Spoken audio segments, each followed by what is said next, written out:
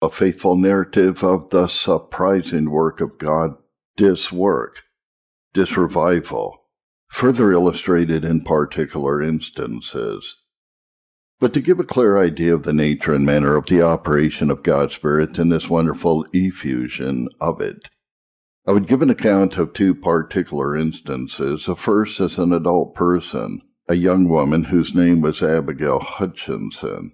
I fix upon her especially because she is now dead, and so it may be more fit to speak freely of her than of living examples, though I am under a far greater disadvantage, on other accounts, to give a full and clear narrative of her experiences than I might of some others. Nor can any account be given but what has been retained in the memories of her friends, of what they have heard her express in her lifetime. She was of an intelligent family. There could be nothing in her education that tended to enthusiasm, but rather to the contrary extreme. It is in no wise the temper of the family to be ostentatious of experiences, and it was far from being her temper. She was, before her conversion, to the observation of her neighbors, of a sober and inoffensive conversation, and was a still, quiet, reserved person. She had long been infirm of body, but her infirmity had never been observed at all to incline her to be notional or fanciful, or to occasion anything of religious melancholy. She was under awakening scarcely a week before there seemed to be plain evidence of her being savingly converted. She was first awakened in the winter season on Monday by something she heard her brother say of the necessity of being in good earnest and seeking regenerating grace, together with the news of the conversion of the young women before mentioned, whose conversion so generally affected most of the young people here. This news wrought much upon her and stirred up a spirit of envy in her towards this young woman, whom she thought very unworthy of being distinguished from others by such a mercy. But withal it engaged her in a firm resolution to do her utmost to obtain the same blessing. Considering with herself what course she should take, she thought that she had not a sufficient knowledge of the principles of religion to render her capable of conversion, whereupon she resolved thoroughly to search the Scriptures, and accordingly immediately began at the beginning of the Bible, intending to read it through.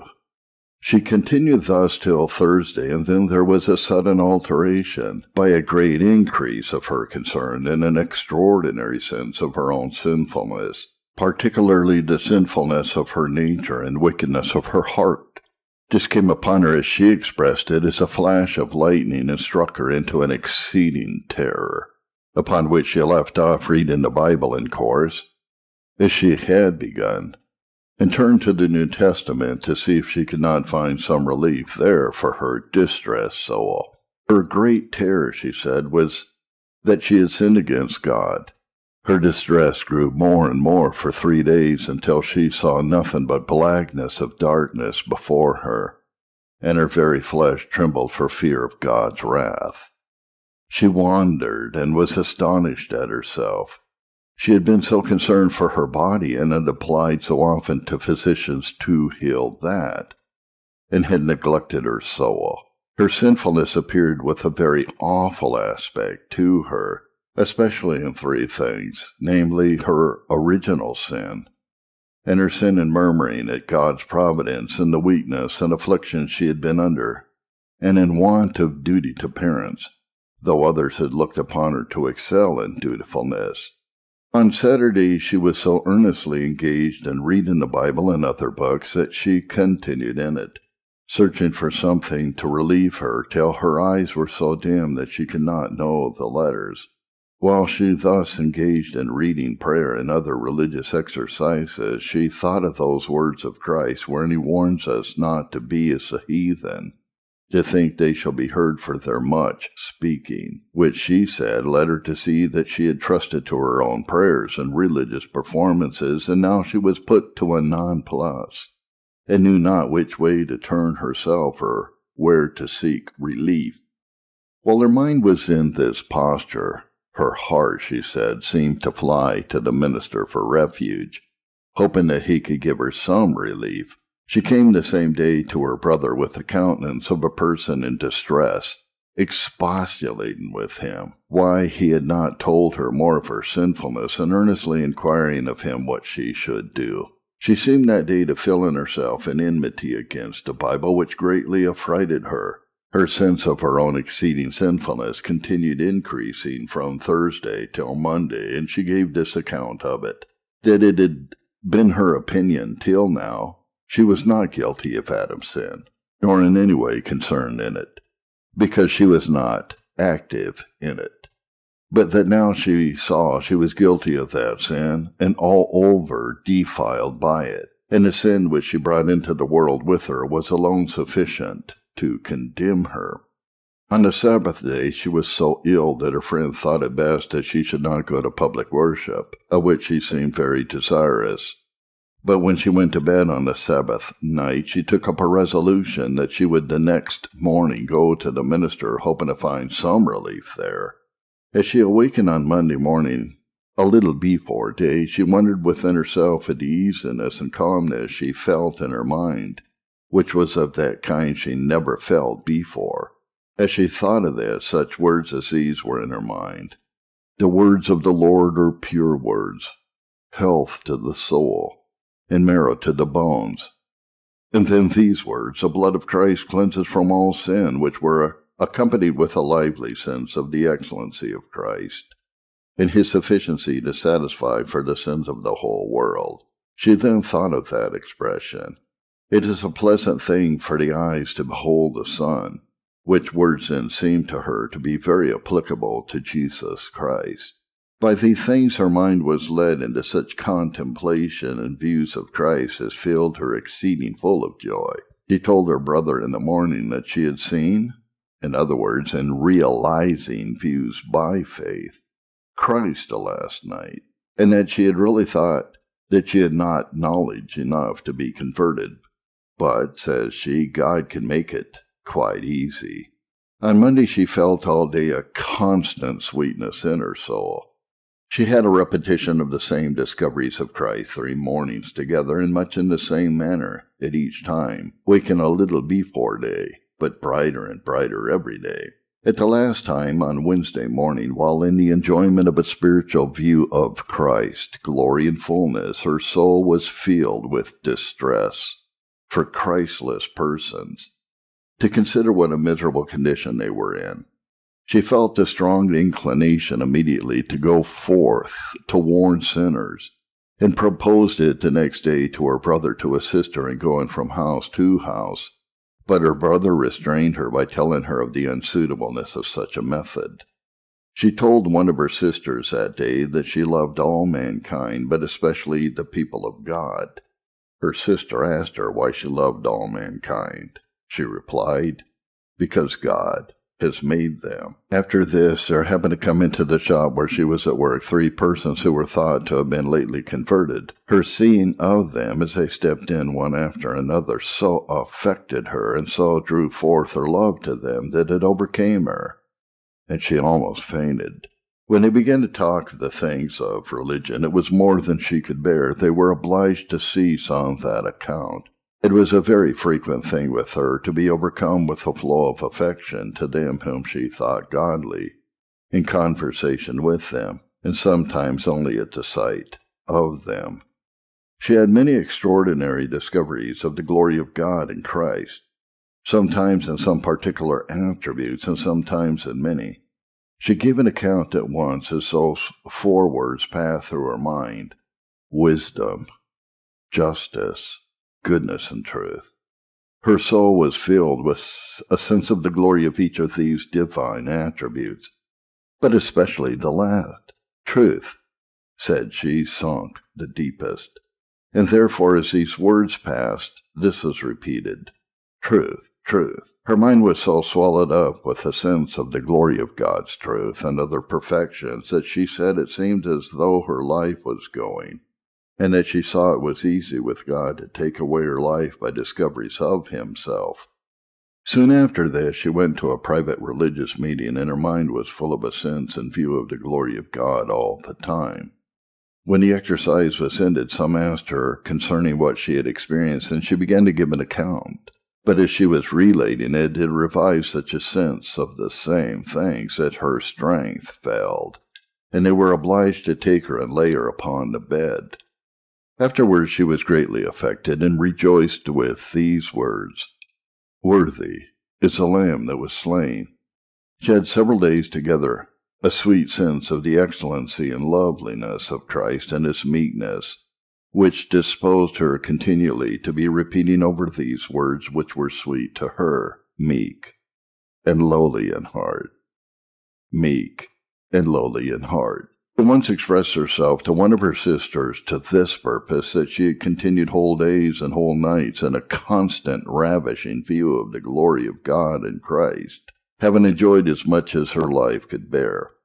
Once, as her brother was speaking of the dying love of Christ, she told him she had such a sense of it that the mere mentioning of it was ready to overcome her. Once, when she came to me, she said that at such and such a time she thought she saw as much of God and had as much joy and pleasure as was possible in this life, and that yet afterwards God discovered himself far more abundantly. She saw the same things as before, yet more clearly, in a far more excellent and delightful manner, and was filled with a more exceeding sweetness. She likewise gave me such an account of the sense she once had from day to day of the glory of Christ and of God and his various attributes, that it seemed to me she dwelt for days together in a kind of beatific vision of God, and seemed to have, as I thought, as immediate an intercourse with him, and as a child with a father. At the same time she appeared most remote from any high thought of herself and of her own sufficiency, but was like a little child, and expressed a great desire to be instructed, telling me that she longed very often to come to me for instruction, and wanted to live at my house, and I might tell her what was her duty. She often expressed a sense of the glory of God appearing in the trees, the growth of the fields, and other works of God's hands. She told her sister, who lived near the heart of the town, that she once thought it a pleasant thing to live in the middle of the town. But now, says she, I think it much more pleasant to sit and see the wind blowing the trees, and to behold in the country what God has made. She had sometimes the powerful breathings of the Spirit of God on her soul, while reading the Bible, and would express her sense of the certain truth and divinity of it. She sometimes would appear with a pleasant smile on her countenance, and once, when her sister took notice of it, and asked her why she was smiling, she replied, "I am brimful of a sweet feeling within." She often used to express how good and sweet it was to lie low before God. The lower, says she, the better, and that it was a pleasant thing to think of lying in the dust all the days of her life, mourning for her sin. She was wont to manifest a great sense of her own meanness and dependence. She often expressed an exceeding compassion and pitiful love which she found in her heart towards persons in a Christless condition. This is sometimes so strong that as she was passing by such in the streets, or those that she feared were such, she would be overcome by the sight of them. She once said that she longed to have the whole world saved. She wanted, as it were, to pull them all to her. She could not bear to have one lost. She had great longings to die, that she might be with Christ, which increased until she thought she did not know how to be patient to wait till God's time. But once when she felt those longings, she thought with herself, "If I long to die, why do I go to physicians?" When she concluded that her longings for death were not well regulated. After this she often put it to herself which she should choose, whether to live or to die, to be sick or to be well. And she found she could not tell, till at last she found herself disposed to say these words, "I am quite willing to live, and quite willing to die, quite willing to be sick, and quite willing to be well, and quite willing for anything that God would bring upon me." And then, said she, I felt myself perfectly easy and a full submission to the will of God. She then lamented much that she had been so eager in her longings for death, as it argued a lack of such a resignation to God as ought to be. She seemed henceforward to continue in this resigned frame until death. After this, her illness increased upon her, and once after she had before spent the greater part of the night in extreme pain, she awoke out of a little sleep with these words in her heart and mouth: I am willing to suffer for Christ's sake. I am willing to spend and be spent for Christ's sake. I'm willing to spend my life, even my very life, for Christ's sake. And though she had an extraordinary resignation with respect to life or death, yet the thoughts of dying were exceeding sweet to her. At a time when her brother was reading in Job concerning worms feeding on a dead body, she appeared with a pleasant smile, and being asked about it, she said it was sweet to her to think of her being in such circumstances. At another time, when her brother mentioned a danger there seemed to be that the illness she labored under might be an occasion of her death, it filled her with joy that almost overcame her. At another time, when she met a company following a corpse to the grave, she said it was sweet to her to think that they would in a little time follow her in like manner. Her illness, in the latter part of it, was seated much in her throat, and an inward swelling filling up the pipe so that she could swallow nothing but what was perfectly liquid, and but very little of that, with great and long struggles. That which she took fled out at her nostrils, till at last she could swallow nothing at all. She had a raging appetite for food, so that she told her sister, when talking with her about her circumstances, that the worst bit would be sweet to her.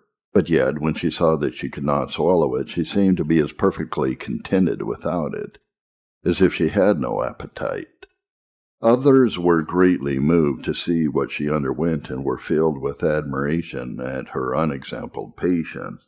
At a time when she was striving in vain to get down a little of something liquid, and was very much spent with it, she looked upon her sister with a smile, saying, "Oh, sister, this is for my good." At another time, when her sister was speaking of what she underwent, she told her that she lived a heaven upon earth. For all that, she used sometimes to say to her sister under her extreme sufferings, "It is good to be so." Her sister once asked her why she said so. "Why," said she, "because God would have it so. It is best that things should be as God would have them. It looks best to me." After her confinement, as they were leading her from the bed to the door, she seemed overcome by the sight of things abroad, as showing forth the glory of the Being who had made them. As she lay on her deathbed, she would often say these words, "God is my friend." And once, looking upon her sister with a smile, said, "Oh, sister, how good it is, how sweet and comfortable it is to consider and think of heavenly things," and used this argument to persuade her sister to be much in such meditations. She expressed on her deathbed an exceeding longing both for persons in a natural state, that they might be converted, and for the godly, that they might see and know more of God. And when those who looked on themselves as in a Christless state came to see her, she would be greatly moved with compassionate affection. One in particular, who seemed to be in great distress about the state of her soul, and had come to see her from time to time, she desired her sister to persuade not to come any more, because the sight of her so wrought on her compassions that it overcame her nature. The same week that she died, when she was in distressing circumstances as to her body, some of her neighbors who came to see her asked if she was willing to die. She replied that she was quite willing either to live or die. She was willing to be in pain. She was willing to be so always as she was then, if that was the will of God. She willed what God willed. They asked her whether she was willing to die that night. She answered, "Yes, if it be God's will," and seemed to speak all with that perfect composure of spirit, and with such a cheerful and pleasant countenance that it filled them with admiration. She was very weak, a considerable time before she died, having pined away with famine and thirst, so that her flesh seemed to be dried upon her bones, and therefore could say but little, and manifested her mind very much by signs. She said she had matter enough to fill up all her time with talk, if she had but strength. A few days before her death, Some asked her whether she held her integrity still, whether she was not afraid to die. She answered to this purpose that she had not the least degree of fear of death. He asked her why she was so confident. She answered, if I should say otherwise, I should speak contrary to what I know. There is, said she, indeed a dark entry that looks something dark, but on the other side there appears such a bright, shining light that I cannot be afraid. She had said that not long before she died that she used to be afraid how she should grapple with death.